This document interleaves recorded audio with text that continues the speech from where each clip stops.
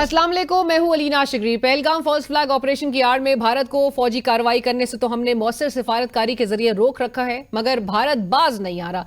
एक तरफ आबी दहशतगर्दी कर रहा है तो दूसरी तरफ पाकिस्तान के लिए माशी मुश्किलात खड़ी करने के लिए भारत ने हाथ पैर मारना शुरू कर दिए हैं। भारत की जानिब से आबी और माशी दहशतगर्दी का मुकाबला करने के लिए कौम का मुत्तहद होना लाजिम और मलजूम है।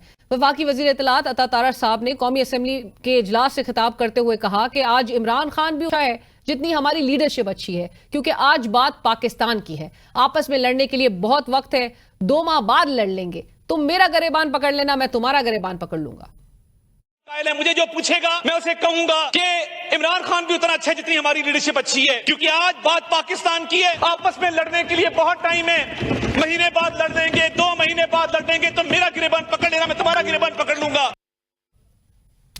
तारड़ साहब की गुफ्तगू वक्त की जरूरत है, एक यूनिफाइड रिस्पांस बिल्कुल भेजना चाहिए अपने मुश्तरका दुश्मन को। लेकिन जिस वक्त वजीर इत्तलात साहब ये अच्छी बातें कर रहे थे, उसी वक्त अडियाला जेल के बाहर के मनाजिर इंतहाई अफसोसनाक थे। वो साफ जाहिर कर रहे थे कि हुकूमत के कॉल और फेल में किस हद तक शदीद तजाद पाया जाता है। आज हमें भारत को यकजहती का पैगाम देना था, लेकिन पुलिस एहलकार हमारे ऑपोजिशन लीडर को धक्के दे रहे थे। पाकिस्तान तहरीक इंसाफ के चीफ विप के कपड़े फाड़े जा रहे थे। मेंबरान कौमी असम्बली को गिरफ्तार करने की कोशिशें होती रही। खैबर पख्तूनख्वा के सूबाई वुज़रा को सड़क पर घसीटा जाता रहा। पार्टी कारकुनान को पुलिस वैन में किस तरह से गिरफ्तार करके भेड़ बकरियों की तरह भरा जाता रहा और खवातीन कारकुनान पर तशद्दुद होता। क्या ये किसी तौर पर कौमी इत्तेहाद पैदा करने वाले इकदामात हैं?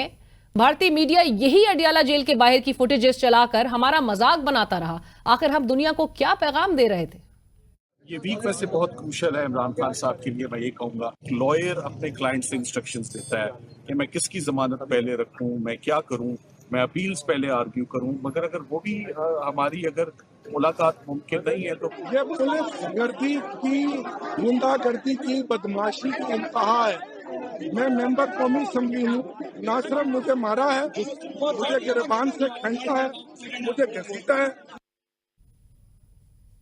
सवाल तो ये कि इस इंसिडेंट का कोई नोटिस भी लेगा इस मुल्क में, इस शोर गुल में। बहरहाल इमरान खान साहब की 2 बहनों को आज मुलाकात की इजाजत दी गई, जिसके बाद अलीमा खान साहिबा, जिन्हें मुलाकात की इजाजत आज भी ना मिली, उन्होंने इमरान खान साहब का पैगाम किस तरह से कौम के सामने पहुंचाया और कहा कि जब तक मैं बाहर नहीं आता माइंस एंड मिनरल्स बिल किसी सूरत मंजूर ना किया जाए। अली अमीन गंडापुर साहब से मुतालिक इमरान खान साहब उनको कहे वो मुझसे मुलाकात के लिए क्यों नहीं आते। नवाज शरीफ से पूरी काबीना मिलने चली जाती थी। जब तक मुझसे मुलाकात नहीं होगी कोई किसी कमेटी में नहीं जाएगा।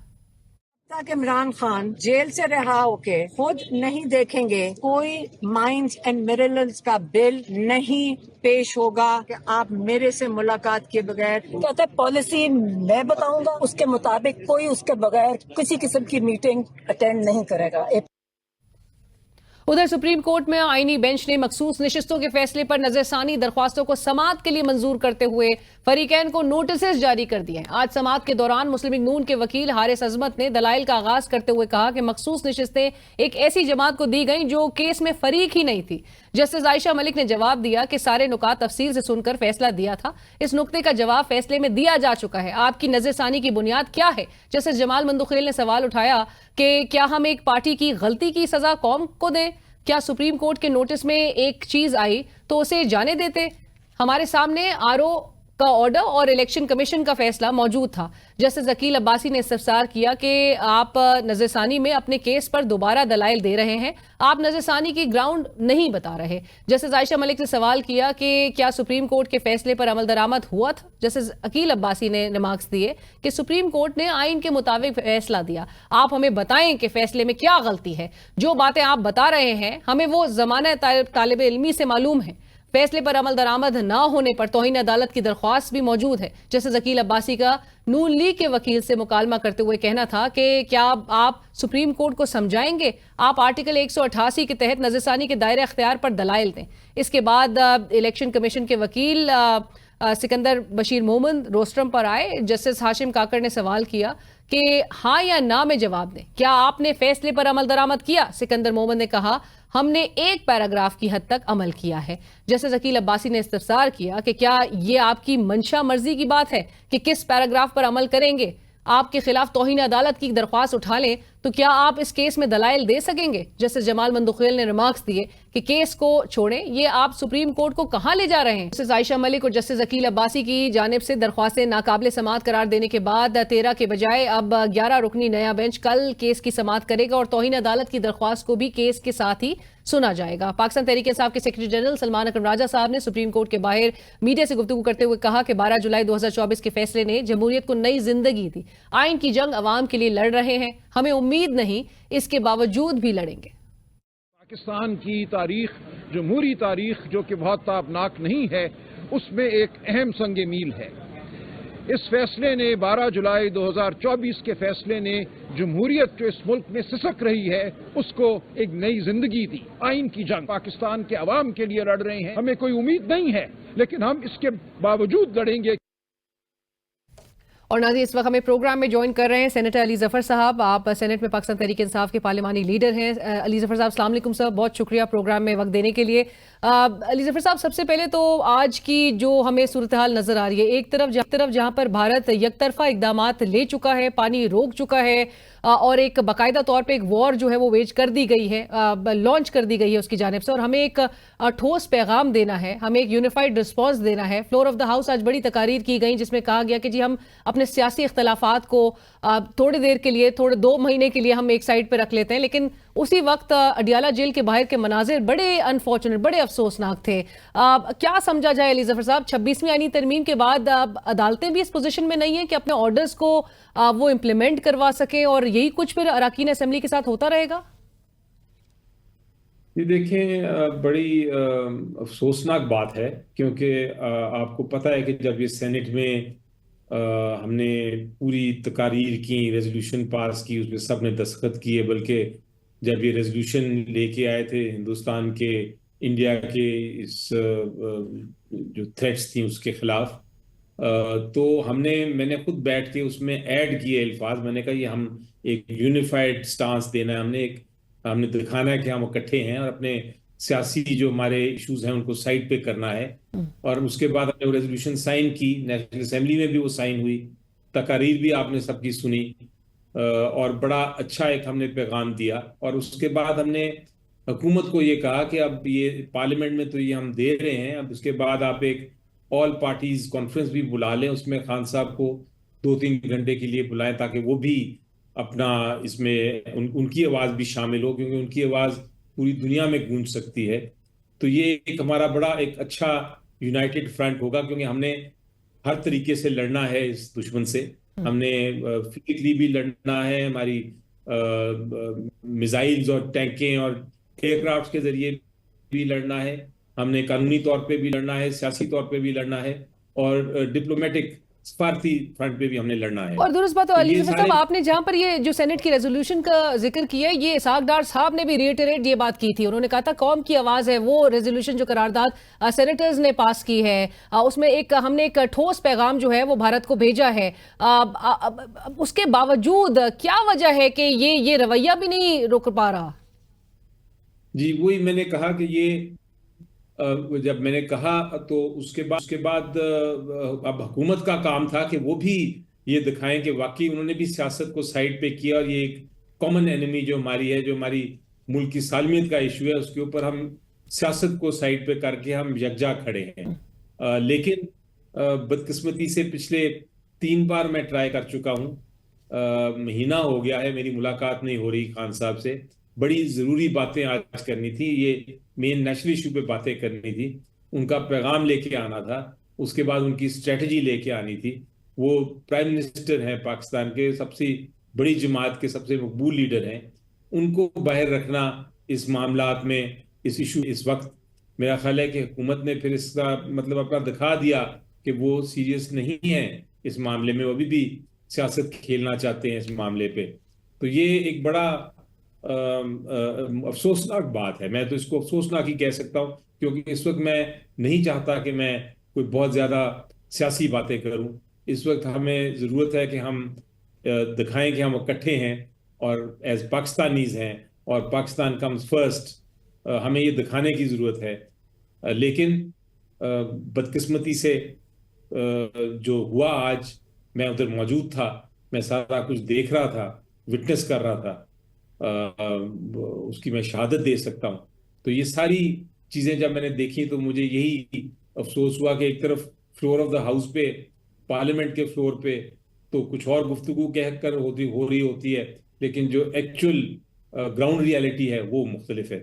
पर अली जफर साहब, मुझे याद है कि कल के प्रोग्राम में ही मैं सलमान अकरम राजा साहब से भी ये गुफ्तगू करी थी और उनसे भी मैं ये सवाल मैंने किया था कि आपको अदालतों से और चीफ जस्टिस साहब से, जबकि उनकी हालिया मुलाकात भी हुई है, इमरान खान साहब का लेटर भी दिया गया, उन्होंने कहा मुस्बत रिस्पॉन्स था चीफ जस्टिस साहब का भी। आपको तवक्को है या कोई उम्मीद है कि अदालतों की जानिब से इस रवैये का भी और इस इंसिडेंट का भी, जो कि इंतहाई अफसोसनाक है, मतलब हम भारत छोड़े, हम पूरी दुनिया को क्या पैगाम दे रहे हैं कि हमारे मुल्क में पार्लियामेंटेरियंस के साथ ये कुछ किया जा रहा है, आपसी लड़ाई इस नहज पे लेके जाई जा चुकी है। इस पर अदालतें नोटिस लेंगी आपके ख्याल में? देखिए, मैं इस पे बड़ा क्लियर हूं। ये इशू अदालतों का नहीं है, ये पार्लियामेंट की अपनी वकार का इशू है, ये इंटरनल पार्लियामेंट का इशू है। ये रिस्पॉन्सिबिलिटी और इसकी जिम्मेदारी स्पीकर, जो एक अदालत है, सबसे बड़ी अदालत है पार्लियामेंट की, ये उनका अब काम है। ये जो हमारे पार्लियामेंटेरियंस हैं, ये उनका साख का मामला है, उनका इशू है। तो मेरा ख्याल है कि ये पार्लियामेंट को ही रिजॉल्व करना है, इसमें कोर्ट या अदालत इंटरफेयर नहीं करेगी, ना कर सकती है। लेकिन अली जफर साहब, जहां पर आप भी आज, आपने जिस तरह से कहा, आप भी आज वहां पर मौजूद थे, आप मुलाकात के लिए गालिबन गए थे, लेकिन कोर्ट के ऑर्डर्स के बावजूद, इस्लामाबाद हाई कोर्ट के तो बड़े क्लियर ऑर्डर्स हैं, वो उनकी तो बड़ी सरीहन खिलाफ वर्जी जेल इंतजामिया की जानिब से की जा रही है। आपको तब भी नहीं लगता कि ये अदालतों का मामला है कि वो नोटिस में लाएं और अपने फैसले पर अमल दरामद करवाएं? जी, ये दो एस्पेक्ट की बात कर रहा हूं मैं। पहले तो बात कर रहा हूं जो पार्लियामेंटेरियंस के साथ सलूक, उसको तो पार्लियामेंट ने डील करना है, वो अदालतों का इशू नहीं है। तो आप उस पर भी उम्मीद रखते हैं कि स्पीकर साहब इंटरवीन करेंगे? वो उनका यही कानून कहता है, यही पार्लियामेंट के रूल्स हैं, क्योंकि पार्लियामेंट और पार्लियामेंटेरियंस की हिफाजत करना स्पीकर साहब और चेयरमैन सेनेट का काम है। ये हमारे आइन में लिखा हुआ है और यही पूरी दुनिया में यही होता है। लेकिन जो दूसरा एस्पेक्ट है वो है मुलाकातों का, जो इमरान खान साहब के अपने इंसानी और बुनियादी हकूक हैं और जो उनके अपने जेल मैन्यूल के मुताबिक रूल्स हैं, वो उसकी उस पे जो अमल नहीं हो रहा, उस पे अदालत ने बाकायदा तौर पे SOPs दिए हुए हैं, जिसमें कहा है कि मंगल के दिन आपने वकला को मिलना है और इजाज़त देनी है और फैमिली को मिलने की इजाज़त देनी है और मुलाकात का वक्त भी मुकर्रर किया हुआ है अदालत ने। तो ये जब उसकी खिलाफ वर्जी हो रही है तो मेरा ख्याल है कि उसके बाद ये मामला आ जाता है सीधा तौहीन अदालत का, और कंटेम्प्ट की एप्लीकेशन भी फाइल की गई हैं। मेरा ख्याल है हर पार्लियामेंटेरियन जिसने रिट की थी उसने ये कंटेम्प्ट की पिटिशन फाइल की हुई है, और खान साहब ने ये भी हिदायत दी है कि आप और भी जितनी अदालती फोरम्स हैं उस पे जाके इस इशू को रेज करें, और हम करेंगे, करते रहेंगे।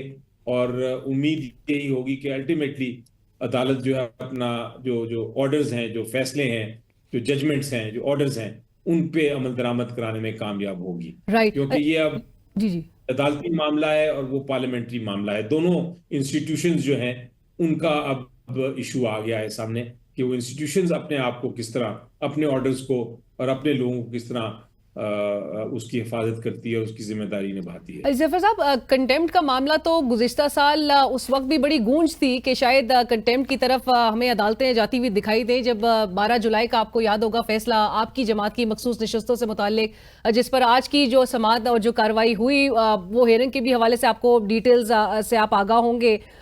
ये रिव्यू की तरफ ये मामला चला गया है, रिव्यू फिक्स हो चुका है, 11 रुकनी एक नया बेंच भी जो है वो आज सामने आ गया है।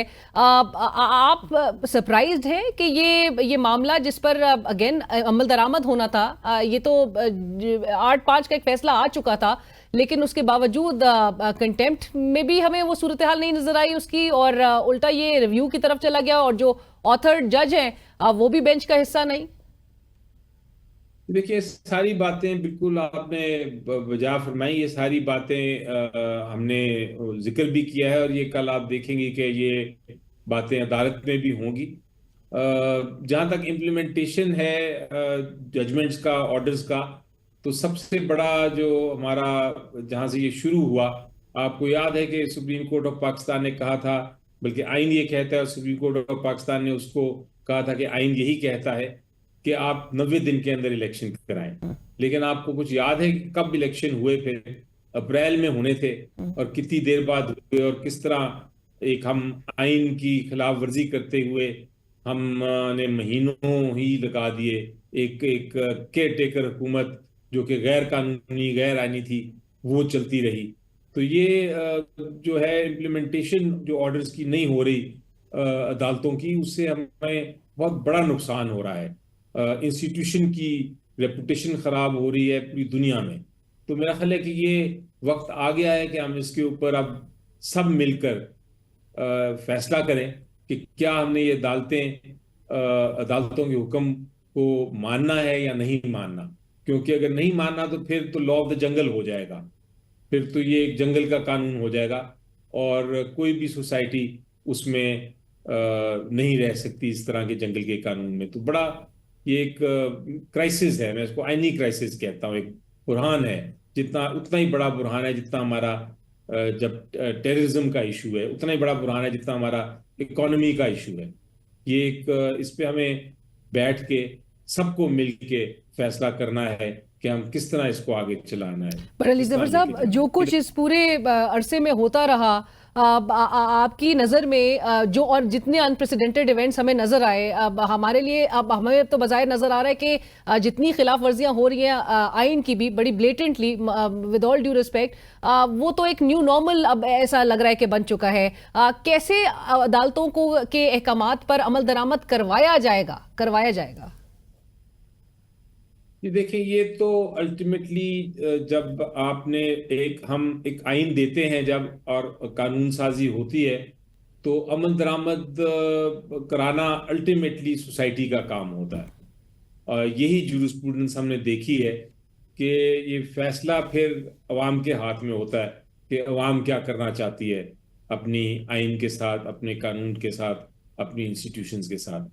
अल्लाह ना करे कि वो वक्त आ जाए, लेकिन अगर ये इस तरह चलता रहा तो फिर ये दूर नहीं होगा, फिर अवाम खुद ही अपने फैसले करेगी।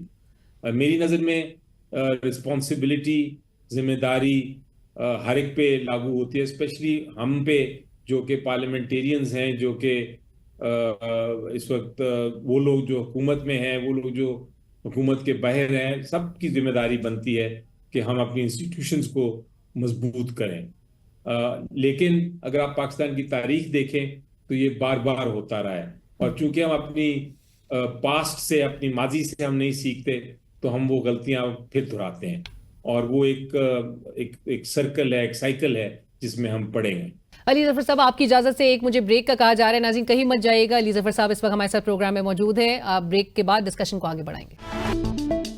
Welcome back. हमारे साथ सेनेटर अली जफर साहब प्रोग्राम में मौजूद हैं। गुफ्तगू को आगे बढ़ाते हैं। अली जफर साहब, ये भी ज़रूर, आपने जो बीच में जिक्र भी किया था एपीसी से मुतालिक, पाकिस्तान तहरीक इंसाफ को तो आप लोग को शिरकत की दावत उस ब्रीफिंग में भी, जो स्टेट लेवल पे जो ब्रीफिंग कंडक्ट की गई थी इतवार के रोज़, उसमें भी आप लोग को मदऊ किया गया, आप लोग उसमें शामिल नहीं हुए। बाकायदा तौर पे बॉयकॉट करने के हवाले से हुकूमत को बज़ाहिर एक जवाब मिल गया था।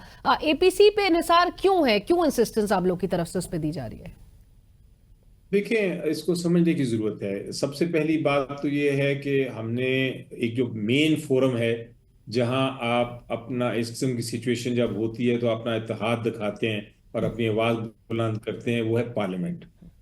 सेनेट हो गई जो पूरे पाकिस्तान को रिप्रेजेंट करती है, वहाँ हमने बाकायदा रेजोल्यूशन पास की, हमने वहाँ तकारीर की। नेशनल असेंबली जो रिप्रेजेंट करती है फेडरेशन को, वहाँ रेजोल्यूशन पास हुई, करारदाद पास हुई, वहाँ तकारीर हुई।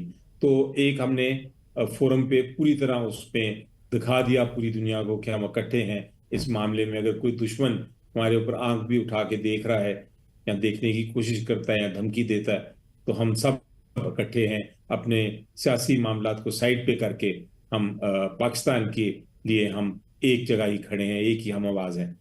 लेकिन मैंने ये कहा था, और पीटीआई का भी ये मौक़िफ़ है, कि इसको मजीद बढ़ाने की जरूरत है। अब सेकेंड जो फोरम होता है जहां ये आवाज उठाई जाती है, वो है एपीसी। जो जितनी पॉलिटिकल पार्टीज हों पार्लियामेंट के अंदर या पार्लियामेंट के बाहर, वो अपने जो सरबराह हैं उनके साथ मिलके तो एक आवाज उठाते हैं। तो हमने कहा था कि हमारे सरबराह जो हैं वो इमरान खान साहब हैं, वो जेल में हैं, उनको आपने सजाएं गलत पोलिटिकल दी हुई हैं, वो अपनी जगह कायम है, वो सजाएं रहें। हम नहीं कहते कि आप सजाएं खत्म करें, हम नहीं कहते कि केसेस खत्म करें, हम नहीं कहते कि कोई सेटलमेंट करें। हम सिर्फ ये कहते हैं कि आप ऑल पार्टीज कॉन्फ्रेंस बुलाएं, उसमें इमरान खान साहब को 1-2 घंटे के लिए उनको शामिल करें। उनकी जब आवाज गूंजेगी तो वो एक ऐसे लीडर हैं जो कि ना सिर्फ पाकिस्तान में उनकी मकबूलियत का कोई नहीं, पूरी दुनिया में इतना मकबूल शख्स नहीं है। तो वो उनकी आवाज जब उठेगी तो वो एक और ही तरह गूंजेगी पूरी दुनिया में। बड़ी बेयकीनी सी जो कैफियत है कि इमरान खान साहब से मुतालिक के जो अंदर जाता है वो इमरान खान साहब को बाहर के सिनेरियो के हवाले से सही गुफ्तगू नहीं करता या सही पिक्चर नहीं बता रहा होता। इस पे भी आप जरा क्लैरिटी और वाज़ेह जरा करिएगा। देखिए, ये इस पे मैं नहीं कुछ समझता। मैं तो ये समझता हूं कि जो भी अंदर जाए वो खान साहब को एग्जैक्ट जो सूरत हाल है वो बताए, क्योंकि नेचुरली वो जेल में है, उनको लिमिटेड इंफॉर्मेशन मिल रही है। तो जो एग्जैक्ट सच्चे हालात हैं इस वक्त पाकिस्तान में और पाकिस्तान के बाहर, और जो हमारे सियासी हालात हैं और जो हमारे हिंदुस्तान के साथ जो हमारी इस वक्त जंग चल रही है, जो पानी का इशू है, उसके कानूनी पहलू हैं, ये सब कुछ पे ब्रीफ करे और उसके बाद उनसे इंस्ट्रक्शंस ले, और इंस्ट्रक्शन लेने के बाद वो जो इंस्ट्रक्ट करते हैं उसको उसी तरह वो बयान करे आके पब्लिक में। तो ये एक बड़ा अहम किरदार होता है अंदर जाने वाले का, और जो बाहर आके बताए। तो इसमें ये अगर कोई गलती करता है, कोई मैसेज बाहर गलत देता है, तो मैं तो यही कहूंगा कि वो जानबूझ के नहीं कर रहा। वो अगर उससे कोई गलती हो रही है तो अगली बार वो करेक्ट भी की जा सकती है वो गलती, लेकिन एक सिलसिला जारी रहना चाहिए। कोशिश यही होनी चाहिए कि जितने मैक्सिमम लोग जाके मिल सकें खान साहब से और बाहर आके वो फिर उनका मैसेज दे सकें पब्लिक तक, उतना बेहतर है। पहले भी ये होता रहा, जो पिछले 500 दिन से ये हो रहा था कि लोग अंदर जाते थे और जाके उनका पैगाम बाहर भी आता था, उनको अंदर इंफॉर्मेशन भी मिलती थी। तो एक तरह से एक लोगों तक पैगाम कुछ ना कुछ पहुंच रहा था। तो मैं इसमें नहीं जाऊंगा कि कौन अगर सही नहीं दे रहा या सही गलत दे रहा है। वो ठीक है, हो सकता है गलतियां हो जाती हैं, एक बार आप कुछ समझते हैं कुछ नहीं समझते, लेकिन मैं ये कहूंगा कि ओवरऑल हमें ये जो मामला था, जो सिलसिला था जिसके अंदर जाके हम मिल रहे थे और मिल के फिर बाहर आके पैगाम दे रहे थे, ये जारी। राइट, लेकिन अब आपको पता है कि फिर वो अदालत के एसओपीज के बाद फिर वो सिलसिला भी जो है वो रुक गया, जिसमें बाकायदा तौर पे वो एफिडेविट को जवाज बना के भी फिर कहा गया। तनकीद भी आप लोग ने बड़ी फेस की कि मीडिया टॉक जो बाहर होती थी, अब लोग कंफ्यूज हैं कि किसकी तरफ देखें। अली ज़फ़र साहब, आज जो फैमिली को मुलाकात की इजाज़त दी, अलीमा खान साहिबा के अलावा दोनों बहनों को इजाज़त दी गई मुलाकात करने की, तो जो पैगाम बाहर आया उसमें इमरान खान साहब ने माइंस एंड मिनरल्स बिल के हवाले से उन्होंने कहा कि किसी सूरत मंजूर वो ना किया जाए। और आपको नहीं लगता कि या आप अलाइंड हैं, इत्तेफाक करते हैं खान साहब के इस रिस्पॉन्स से और इस मौक़िफ़ से, और आपको नहीं लगता कि ये भी एक खिंचाव का बायस बन सकता है ये बात? देखिए, माइंस एंड मिनरल जो कानून है, इसको अब किस पॉइंट पे हमने इसको रिफ्यूज करना है या रिजेक्ट करना है, ये मामला बेहतर ये होगा कि अगर मुलाकात हो जाए जो चीफ मिनिस्टर हैं उनकी खान साहब से, और वो आपस में डिस्कस करके उनसे पूछ के फिर आगे इस मामले को चलाएं, तो बेहतर होगा मेरी नज़र में। क्योंकि इस कानून में कुछ फायदे भी हैं, कुछ नुकसान भी हैं, और ये फैसला अल्टीमेटली करना है, क्योंकि इतना कंट्रोवर्शियल हो गया है ये, इतना इसके ऊपर डिबेट हो गई है इस कानून पे, कि अब खान साहब से पूछे बगैर इस पे आगे चलना मुनासिब नहीं होगा। कता कलामी की माफी, लेकिन आज खान साहब का जो ये पैगाम बाहर आया उसमें ये भी जिक्र था कि अली अमीन गंडापुर साहब के लिए उन्होंने पैगाम भेजे कि वो उनसे कहें कि वो आके मिले, वो क्यों नहीं मिल रहे। पार्टी ऑन बोर्ड है इस हवाले से कि कोई रिजर्वेशन है गंडापुर साहब को, या एक्सेस ही का मसला है उनके साथ भी? नहीं, मेरा ख्याल है कोई रिजर्वेशन तो हरगिज नहीं होगी, एक्सेस का मसला होगा कि उनकी शायद जिस तरह हमें नहीं मिलने दिया जा रहा, शायद उनको भी नहीं मिलने दिया जा रहा या उनको मौका नहीं मिल रहा। लेकिन मुझे यकीन है कि अगर उनको मौका मिलता है तो वो फौरन मिलेंगे। इसलिए मैं उस पे तो ज़्यादा नहीं उनके बिहाफ पे कमेंट कर सकता। लेकिन मेरी नज़र में ये अब इतना मामला, अगर अब आज उन्होंने स्पेशली मैसेज भेजा है कि इसको आप आगे ना चलाएं, तो इसके बाद फाइनल वर्ड उनका ही होगा कि माइंस एंड मिल फ्लैग को एक्सेप्ट करना है या नहीं।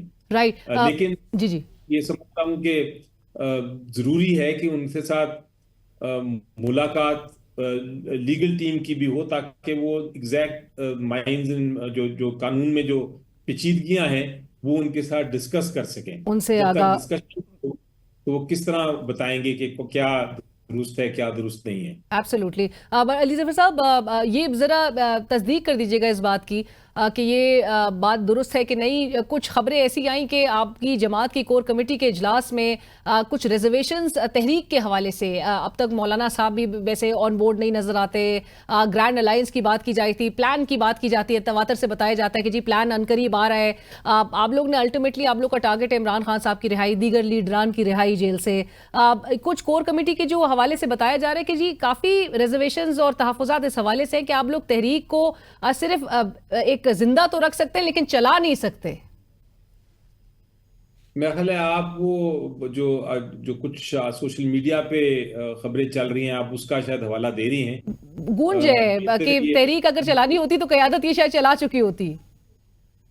जी, आप उस पे आई थिंक जिनसे ये मुंसलिक की गई है बात, आप उनसे पूछेंगे तो शायद बेहतर होगा। मैं इस पे ज्यादा नहीं आपके साथ कमेंट कर सकूंगा कि उन्होंने क्या कहा इसके बारे में और किसने क्या कहा। ये आप उनसे ही पूछें जिनकी अगर चल रही है कोई सोशल मीडिया पे, क्योंकि सोशल मीडिया पे तो बहुत कुछ आता है। नहीं, लेकिन अली ज़फ़र साहब, आप बतौर एक सीनियर रहनुमा पाकिस्तान तहरीक इंसाफ के, आप एक कलीदी हैसियत रखते हैं, एक आपका बड़ा रोल है। इमरान खान साहब की अल्टीमेटली जो टारगेट्स आपने अचीव करना है, आपकी जमात क्या उसको इस मोड में देखेंगे कि वो लोगों को मोबिलाइज या एक वो मोमेंटम को रीगेन करते हुए दिखाई दे और फिर सड़कों का रुख किया जाए? जी, मेरा ख्याल है कि मेरे दिमाग में तो और मेरी माइंड में और मैंने जो डिस्कशंस किए हैं तो बड़ा क्लियर है कि ये एक तहरीक है और ये तहरीक हमने चलानी है और इसको हर लेवल पे हमने स्ट्रेटेजाइज करके चलानी है। सियासी तौर पे भी, सड़कों पे भी, कानूनी तौर पे भी, और हर फोरम पे, पार्लियामेंट में भी इसको हमने आगे लेके चलाना है। और इसमें किसी किस्म की अगर कोई ये कहता है कि जनाब हम हार गए हैं या हम आगे नहीं चल सकते या कोई डिफीटिस्ट एटीट्यूड या अवाम का कसूर है कि वो निकले नहीं, ये भी मैं बिल्कुल मुस्तरद करता हूँ। अवाम बिल्कुल साथ है, निकलने के लिए भी तैयार है। और मैं तो ये कहूँगा कि हम बल्कि मायूस नहीं करना चाहिए किसी को, लेकिन ये ज़रूर है कि इसमें मुश्किलात बहुत हैं और मुश्किलात फेस करने के लिए हम बिल्कुल तैयार हैं। Thank you so much Ali Zafar साहब, बहुत शुक्रिया। प्रोग्राम में नाज़रीन वक्त हुआ एक ब्रेक का, हमारे साथ रहिए। हमें स्टूडियोज में ज्वाइन कर रहे हैं वसीम मलिक साहब, आप सीनियर कोर्ट रिपोर्टर हैं। वसीम साहब अस्सलाम वालेकुम, thank you for joining us. और उनके साथ तशरीफ रखते हैं अदील सरफराज साहब, सीनियर कोर्ट रिपोर्टर। अदील साहब अस्सलाम वालेकुम, आपका भी बहुत शुक्रिया। वसीम साहब, गुफ्तगू का आगाज़ आपसे करते हैं। बताइएगा, ये जो आज जो कुछ समाअत हुई, रिपोर्ट हो रहा था, एक ऑर्डर अगेन जिस पर इम्प्लीमेंट ना हुआ हो, वो रिव्यू के लिए फिक्स हो गया। देखिए, बहुत सारी चीज़ें ऐसी हैं, कई अदालती नज़ायर बन रहे हैं हमारे यहाँ। कुछ रोज़ाना की बुनियाद पर हम अदालतों में नई चीज़ विटनेस करते हैं जो पहले नहीं कभी देखी होती। सेम इसी तरह का एक मामला था, मखसूस नशिस्तों का फ़ैसला, कहाँ 12 जुलाई का एक मुख्तसर हुक्मनामा, 24 नवंबर का उसका तफसीली हुक्मनामा, उसके बाद ये मामला पेंडिंग रहा और फिर रिव्यू की दरख्वास्तें। और इलेक्शन कमीशन ऑफ पाकिस्तान भी उसमें एक फ़रीक है रिव्यू में, यानी कि वो एक कॉन्स्टिट्यूशनल बॉडी है, उसका काम सुप्रीम कोर्ट के फ़ैसलों पर अमल दरामद है, वो रिव्यू में गया हुआ है। PMLN और पाकिस्तान पीपल्स पार्टी रिव्यू में पहुंची हुई हैं।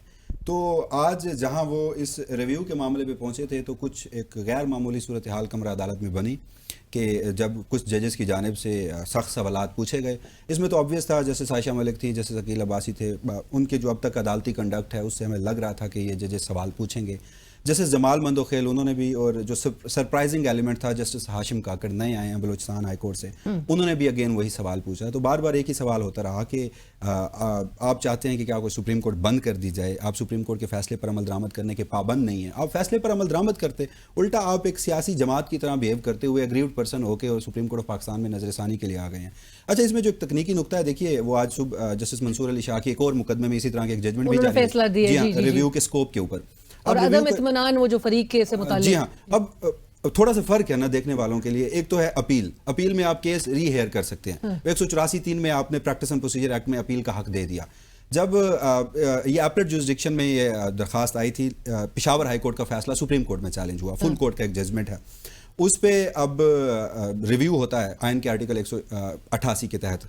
तो उसका स्कोप जो है वो खासा लिमिटेड है। आप केस को री आर्गो नहीं कर सकते, दोबारा से उसकी समाअत शुरू नहीं कर सकते। आपने बताना है कि जजमेंट में मेजर टेक्निकल एरर क्या है, किधर से। तो चाहे वो नून लीग के वकील हों या इलेक्शन कमीशन के वकील हों, वो केस को दोबारा से आर्गो करना चाह रहे थे और वो बार बार एक नुकता उठा रहे थे कि जो पॉइंट्स इस अदालत के सामने नहीं थे वो फैसले में लिखे गए, पीटीआई फरीक नहीं थी, उनको इंसाफ दिया गया। 184(3) में तो आप 187 का यानी कि मुकम्मल इंसाफ जो जस्टिस मंसूर अली शाह ने इस्तेमाल किया था वो नहीं कर सकते थे आप, क्योंकि ये 185 में हाई कोर्ट के खिलाफ अपील थी। तो बहरहाल इस तरह की, लेकिन फिर वही हुआ कि 2 जजेस जो हैं उन्होंने वो नाकाबिले समाअत करार देकर मुस्तरद कर दी और 11 का फिर नया बेंच वो हाँ उस वक्त तो ये हुआ। देखिए ये भी एक सरप्राइजिंग एलिमेंट है हमारे लिए कि 2 नोटिस बुनियादी तौर पर जारी हुए। एक हुए 11-2 की अक्सरियत से, 2 जजेस ने कहा कि ये रिव्यू बनता ही नहीं, नॉन मेंटेनेबल, 11 ने नोटिस कर दिया। साथ ही फिर कंटेम्प्ट की पिटीशंस भी समाअत के लिए मुकर्रर थी। ये पाकिस्तान तहरीक इंसाफ की रहनुमा कमल शोजब खवातीन विंग की सरबराह हैं गालबन, उनकी तरफ से ये पिटीशन थी और ये भी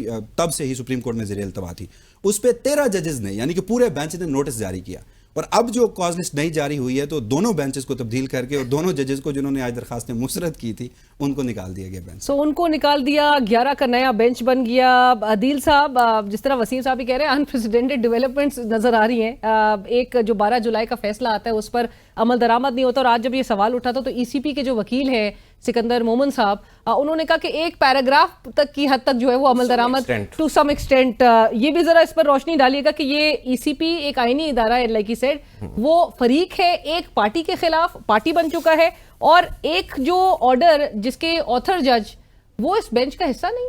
बिल्कुल आपने दुरुस्त पॉइंट आउट किया है। एक तो फरीक नहीं इलेक्शन कमीशन बन सकता, उसने अमल दरामद करना है। सुप्रीम कोर्ट ऑफ पाकिस्तान ने फैसला दे दिया, आप एक आईनी बॉडी हैं, आपने उस पर अमल दरामद करना है। और आप समझाइए नाज़रीन को, वो बाकायदा पार्टी है वो इसके। सर उन्होंने मैम रिव्यू फाइल किया है, नजरसानी दरख्वास्त दायर की है जो कि सियासी जमातों ने करनी थी, नून लीग ने की, पीपल्स पार्टी ने की, उनकी बनती है। उनको लगता है कि ये फैसला ठीक नहीं है या इस फैसले में कुछ गलती है, उसकी बेस पर उन्होंने रिव्यू फाइल कर दिया। मगर इलेक्शन कमीशन को ये जेब नहीं देता सबसे पहले तो, मगर उन्होंने उसके ऊपर रिव्यू फाइल किया और फिर उसको डिफेंड भी किया। वहां पर यहां पर आकर अब एक और कंफ्यूजन पैदा हो गई।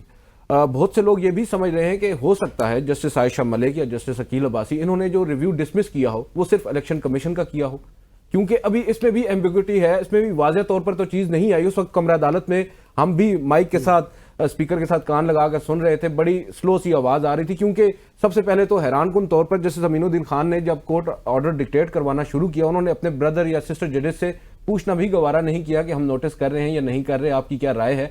उन्होंने जब नोटिस करने का कह दिया, नहीं रिव्यू के ऊपर जब नोटिस करने का उन्होंने ऑर्डर डिक्टेट करवा दिया तो जस्टिस आयशा मलिक के कान में आवाज पड़ी, उन्होंने कहा मैं नोटिस नहीं कर रही, मैं तो डिसमिस कर रही हूं। उसके बाद उनके साथ दाईं जाने बैठे जस्टिस अकील अब्बासी, उन्होंने भी कहा मैं भी डिसमिस कर रहा हूं। तो पहले तो ये बात आप देखें। उसके बाद जब उन्होंने पूछा कि आप कंटेम्प्ट की पिटीशन के ऊपर भी कर रहे हैं नोटिस, तो जस्टिस अमीनुद्दीन खान ने पहले उनको कहा कि नहीं अभी हम उस पर नहीं कर रहे। बाद अज़ां फिर उन्होंने कहा कि हम सिंपल नोटिस कर रहे हैं। अब कंटेम्प्ट की पिटीशन है, अमूमन होता यह है कि आप इजहार वजूह या शोकाज नोटिस करते हैं, उन्होंने कहा कि हम सिंपल नोटिस कर रहे हैं। दैट मीन्स कि अब 13 जजेस ने, जैसा कि वसीम ने कहा कि कंटेम्प्ट की पिटीशन पे नोटिस कर दिया, दैट मीन्स कि वो जजेस साहिबान इस बेंच का हिस्सा हैं। अगर सिर्फ उन्होंने इलेक्शन कमीशन की नजरसानी दरख्वास्त डिसमिस नहीं भी की, सबकी कर दी है, फिर भी उन्होंने एक और दरख्वास्त पर नोटिस कर दिए हैं। इसके बावजूद जो कॉज लिस्ट जारी होती है उसमें उन 2 जजेस को शामिल नहीं किया जाता। अब देखना यह होगा कि क्या उन 2 जजेस साहिबान को कॉज लिस्ट में शामिल न करने से पहले एतमाद में लिया गया था या नहीं लिया गया। अभी वसीम ने बड़ी इंटरेस्टिंग बात की कि 188 का जो जिसके तहत रिव्यू आता है वो बड़ा लिमिटेड स्कोप होता है। उसका स्कोप लिमिटेड किस वजह से होता है ये नाजरीन को बताने की जरूरत है। लिमिटेड इस वजह से होता है कि वही जजेस साहिबान, इसीलिए उन्हीं जजेस साहिबान के सामने वो केस आता है, वो फैसला आता है जिन जजेस साहिबान ने वो जजमेंट रेंडर की होती है। राइट। उन्होंने दोबारा मेरिट्स को उन्हें सुनने की जरूरत नहीं है।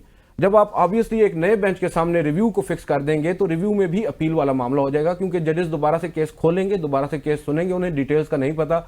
जैसे आज जस्टिस मुसरत इलाली साहिबा ने एक सवाल पूछ लिया कि क्या नोटिस हो गए हैं इस पर, हालांकि उनको ये नहीं मालूम, वो इस बेंच का हिस्सा है कि ये पहली समाअत है और वो खुद पूछ रही है कि नोटिस हो गए। इस तरह की कंफ्यूजन होती है। आप पहले बेंच में हिस्सा नहीं थी, अब आप आई हैं, आपको नए सवालात आपको पूछने पड़ेंगे, उससे केस खुलेगा तो एक सिरे से चलेगा। तो इसी वजह से जस्टिस मंसूर अली शाह साहब को अब बेंच में आपने शामिल नहीं किया। चले दीगर मानदा को आप ना करें, जो ऑथर जज हैं उनको आप शामिल ना करके आप ये पैगाम दे रहे हैं, जैसे कि एक नारा किसी जमाने में लगा था, इधर हम उधर तुम। अब वाजे कर दिया गया है सुप्रीम कोर्ट में भी, ना जस्टिस शाहिद वहीद को शामिल करना है, ना जस्टिस मंसूर अली शाह को शामिल करना है, ना ही जस्टिस अतर मिनल्ला को करना है। अब इन जजेस साहिबान को शामिल करते तो मैं समझता हूं जिस तरह के आज सवालात पूछे गए हैं जजेस साहिबान की जानिब से इर्रेलेवेंट किस्म के, वो ना पूछे जाते, और जो फैसला आज 2 जजेस साहिबान ने किया है वो शायद ज्यादा जजेस का होता। और एक और हैरान कुन एस्पेक्ट है जस्टिस मोहम्मद अली मजहर और जस्टिस हसन अजहर रिजवी। मैं सोच रहा था शायद जस्टिस आयशा मलिक भी यही एक्सपेक्ट कर रही होंगी कि जब मैं डिसमिस कर रही हूं तो ये भी करेंगे, क्योंकि हमारा मुतफिका फैसला था, हम तीनों का फैसला था जिन्होंने दस्तखत किए थे, उस पर अमल दरामद नहीं हुआ। हैरान कुन तौर पर जस्टिस मोहम्मद अली मजहर और जस्टिस हसन अजहर रिजवी ने तो उस पर सवाल भी नहीं उठाया, उस पर सवाल भी नहीं उठाया उनकी जानिब से। राइट। बट वसीम साहब, आप एक तो इस पे क्या कहेंगे, और दूसरा ये कि नोट की अभी जो अदील साहब भी बात कर रहे थे, गुज़िश्ता साल जब ये 8-5 का फैसला आया था तो उस पर भी नोट आए थे जस्टिस अमीनुद्दीन साहब की जानिब से, जस्टिस नईम अख्तर अफगान साहब की जानिब से, और बाकायदा तौर पे एक आईनी इदारा, कोई भी उन्होंने कहा था कि आईनी इदारा वो अमल दरामद के हवाले से वो पाबंद नहीं होता इस पर, तो वो एक स्पेस छोड़ दी गई थी। आयरनी है ना, 2 जजेस ने लिख दिया कि हम अकलियत में हैं, 8 अक्सरियत में है, और 8 अक्सरियत में जो है उनका फैसला गैर आईनी है, मुल्क का कोई जो कॉन्स्टिट्यूशनल आर्गन है वो उसको मानने का पाबंद नहीं। जस्टिस मंसूर अली शाह ने गालबन अपने तफसीली फैसला का वो पैराग्राफ नंबर 51 है, उसमें भी लिखा कि ये अदालती सिस्टम में रुकावट डालने की पूरी कोशिश है और सोची समझी कोशिश है। उन्होंने कहा कि हर जज दूसरे से फैसले से इख्तलाफ कर सकता है, लेकिन वो किसी 8 जजेस का फैसला नहीं था, वो सुप्रीम कोर्ट ऑफ पाकिस्तान का और उस वक्त की अवेलेबल फुल कोर्ट का फैसला था। लेकिन गालबन कोई महज़ब मुल्क होता है, वैसे तो बताया जाता है कि यहाँ आइन भी है, कानून भी है, जमहूरियत भी है, और अब ही सबसे बेहतर है गुज़श्ता 77 सालों में। तो मेरे ख्याल में दोनों मुअज़्ज़ज़ जजेस के खिलाफ कोई सुप्रीम जुडिशल काउंसिल में कोई कार्रवाई हो रही होती, लेकिन हमने देखा कि एक सरबराही कर रहे हैं वो इसका और बिल्कुल एक सरबराही कर रहे, दोनों हिस्सा है। अब किधर जाते हुए स्पेक्यूलेशंस इस हवाले से है क्या? अब सियासी जमातें जो है वो तो अपना एक नैरेटिव है कि उनकी स्टेटेड पोजीशन होगी, वो तो मान ही नहीं रही है किसी सिरे से कि ये पाकिस्तान तहरीक इंसाफ की निशस्तें हैं, सब इसमें पार्टी है।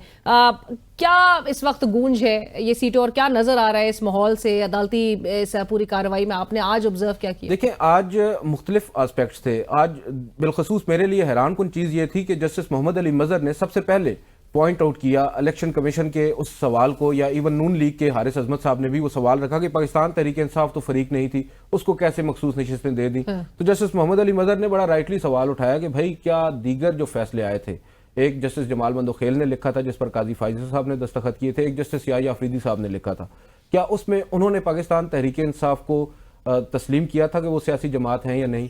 तो उन्हें मानना पड़ा कि उन्होंने भी तस्लीम किया था। इन एक्चुअल तो आप देखें ये 8 जजेस का फैसला नहीं है, ये 11 जजेस का फैसला है जिन सब ने तस्लीम किया है। किसी ने कम किया है, किसी ने ज्यादा किया है कि पाकिस्तान तहरीक इंसाफ सियासी जमात भी है और फरीक भी है, उसको उन्होंने मखसूस नशिस्तें दी हैं।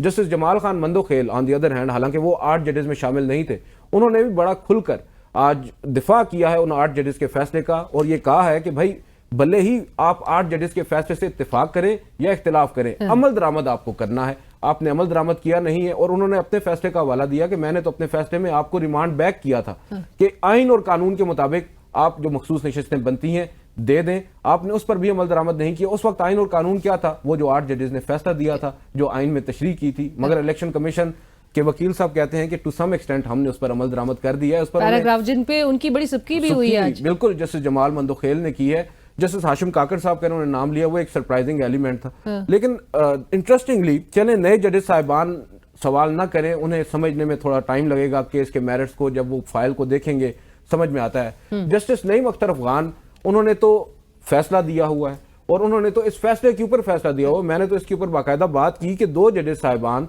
वो इस रिव्यू को सुन कैसे रहे हैं जिन्होंने इस केस को या इस फैसले को जो 8 जजेस साहिबान ने दिया था रिव्यू आने से पहले ही उड़ाकर रख दिया, जबकि उनके सामने वो केस था ही नहीं। उन्होंने तो अपना फैसला देना था। उन्होंने अपना फैसला देने के बजाय ब्रदर जजेस के फैसले पर तनकीद कर दी, और अब उस बेंच में वो कैसे बैठे हैं, उस फैसले के ऊपर हम कैसे एक्सपेक्ट करें कि वो अगेंस्ट अपनी ओपिनियन के फैसला देंगे। तो ये बड़ा एक इंटरेस्टिंग सा हमारे सामने अनप्रेसिडेंटेड जैसे ये कह रहे हैं हो रहा है, और ये होता रहेगा। जहां तक ताल्लुक है आगे क्या होगा वो अब डिपेंड करता है दीगर जजेस साहिबान जब खामोशी तोड़ेंगे, जैसे शायद बिलाल हैं और दीगर जजेस साहिबान हैं जो अब नए आए हैं इस बेंच में, वो क्या ऑब्जर्वेशंस देते हैं, क्या सवालात उठाते हैं। नहीं, लेकिन क्या मतलब एक सरप्राइज के तौर पे एक सिनेरियो एक नजर आ सकता है जो कि बरक्स हो उन स्पेकुलेशंस के।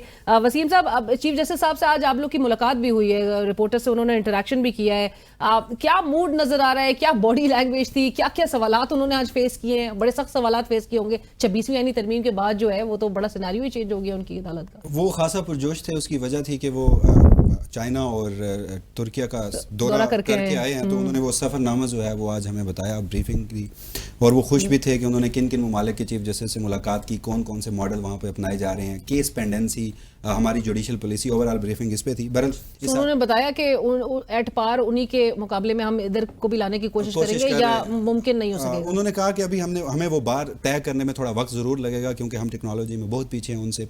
AI के हवाले से खुसूसन बात हुई, थोड़ा वक्त लगेगा, लेकिन वो मैं आपको कह रहा हूँ खासे पुरजोश थे वो। और जैसे वो अक्सर हमसे 3 से 4 मुलाकातें कर चुके हैं, तो वो कहते हैं कि लेट्स रीजॉयस, तो आप नेगेटिव रिपोर्टिंग ना करें। हाँ, आज उन्होंने ये भी कहा कि आपसे मेरी इस्तदा है कि मस्बत रिपोर्टिंग करें। फिर हाँ, क्योंकि जब सहाफ़ियों से इंटरेक्शन होता है, सवालात होते हैं, इस्लामाबाद हाई कोर्ट के जजेस के ट्रांसफर्स के हवाले से हसनात मलिक साहब ने सवाल किया, तो उस पर जो उनका जवाब था वो तो खासा इंटरेस्टिंग था, लेकिन क्या उसमें वो कामयाब हो पाएंगे भी या नहीं, क्योंकि उनके पास अक्सर सोर्सेज हमें बताते हैं कि जब जुडिशल कमीशन ऑफ पाकिस्तान में मामलात किसी भी हवाले से जाते हैं तो वहाँ पर कोई भी डिबेट जो कि कंस्ट्रक्टिव डिबेट होती है वो होने की बजाय ये कहा जाता है कि जी वोटिंग करवा लें। और एग्जैक्टिव इस वक्त जुडिशल कमीशन ऑफ पाकिस्तान में कितनी भरपूर कुव्वत से है, तो वोटिंग करवा ली जाती है और मामला वोटिंग से तय हो जाता है। बल्कि इनका तो वोट भी काफी डिसाइसिव रोल जी हाँ, चुका है। लेकिन कई मरतबा ये है कि वो खुद जैसे समीनुद्दीन खान को गालबन आखिरी मरतबा आईनी बेंच के सरबराह के तौर पर चीफ जस्टिस याहिया अफरीदी का वोट उनके साथ नहीं था, लेकिन वो बन गए, अपने हाथ के वोट से वो बने, वो एक वाइड डिसाइसिव वोट है जैसे समीनुद्दीन का। तो बहरहाल उन्होंने ये कहा कि वो जजेस के ट्रांसफर के हवाले से अपने मौक़िफ़ पे कायम है कि ये पॉजिटिव बात है, एक हाई कोर्ट से दीगर हाई कोर्ट में जजेस का ट्रांसफर होना चाहिए, लेकिन उनके जो भी है कि वो जो उन्होंने लफ्ज़ इस्तेमाल किया कि सीनियरिटी में वो सबसे बॉटम पे आएंगे। लेकिन अब वो मामला ऑब्वियस है कि कल के रोज़ सुबह 9:30 बजे इस मामले पे भी समाअत है। फिर उनसे 26वीं आईनी तरमीम से मुतालिक बारहा सवाल किया जाता रहा। मुल्क में मौजूदा जो इस वक्त एक सूरत हाल है उससे मुतालिक बार बार सवालात हुए, तो उस पर वो एक ही जवाब देते रहे 26वीं तरमीम पे कि जब तक इसका, वो कहते हैं मेरा एक व्यू है, तसल्ली रखें, मैं बात करूंगा आपसे, जवाब दूंगा, लेकिन जब तक इसे कोर्ट डिसाइड नहीं कर लेती, और कॉम्पिटेंट कोर्ट जो कि वो आईनी बेंच ऑब्वियस है कि उसकी तरफ वो इशारा कर रहे थे। तो ये सारी गुफ्तगू। अदील साहब, कलेक्टिव पनिशमेंट के हवाले से और फिर कोर्ट ऑर्डर्स की जो इस वक्त मुल्क में नजर आ रहा है कि जिस तरह से एक नॉन कंप्लायंस नजर आ रही है, उससे मुतालिक भी उनसे सवाल हुए हैं आज। जी बिल्कुल, जो कलेक्टिव पनिशमेंट के भी हवाले से कि मतलब एक इंसान से अगर आपको मसला है या उसने कोई गलत काम किया है तो आपने उसके चक्कर में पूरी फैमिली उठा ली है। बिल्कुल, ये हमारे दोस्त गालबन बिशारत राजा साहब ने ये सवाल रखा था सामने, उसके ऊपर उन्होंने इशारा किया सामने लगी स्क्रीन की तरफ, जिसके ऊपर उस वक्त जो national judicial policy making committee है उसका क्या कहते हैं एजेंडा नंबर 1 के ऊपर मिसिंग पर्सन और इनफोर्स डिसअपीयरेंसेस का मामला था। मगर यहाँ पर मैंने सवाल करने की कोशिश की मगर मुझे मौका नहीं मिला। सवाल मेरा यही था कि आप एक जानिब एजेंडा में उसको सेट कर रहे हैं एक ऐसी कमेटी के सामने जिसके पास कोई इख्तियार नहीं है, आप क्यों कर उसको अपने एजेंडा में शामिल करने की बजाय अपने सुप्रीम कोर्ट की काज लिस्ट नंबर 1 में शामिल कर लेते और उन इनफोर्स डिसअपीयरेंसेस के केसेस जो अपीलों की सूरत में आपके ही सामने आने, आईनी बेंच के सामने भी नहीं जाने, आप वहां पर सुनकर फैसला करें, बजाय इसके आप उसको नेशनल जुडिशल पॉलिसी कमेटी की मीटिंग के एजेंडे में रख रहे हैं। इसका हाल भी वही होगा माजरत के साथ जो हो चुका है 6 जजेस के खत के साथ, जिन्होंने खत लिखा, आपने उस खत के कंटेंट को अपने सुप्रीम जुडिशल कमीशन के एजेंडा नंबर 1 पर रख दिया, जिसका उसके बाद आज तक इजलास नहीं हो सका। ये भी एजेंडे पे आ जाएगा, होना कुछ नहीं है। असल चीज़ ये है आप जो कर सकते हैं आप वो नहीं कर रहे, इख्तियार आपके पास कम हुए हैं मगर आप बेइख्तियार नहीं है। ये बात चीफ जस्टिस को बावर कराने की कोशिश बारहा की गई है, देखते हैं वो क्या करते हैं। लेट्स सी आगे किस तरह से मामलात अनफोल्ड होते हैं। Thank you so much for joining us Wasim Malik, आपका भी बहुत शुक्रिया। दिल सरफराज साहब आपका भी बहुत शुक्रिया। और इसी के साथ ही प्रोग्राम की टीम अलीना शिगरी को इजाजत दीजिए। अल्लाह हाफिज।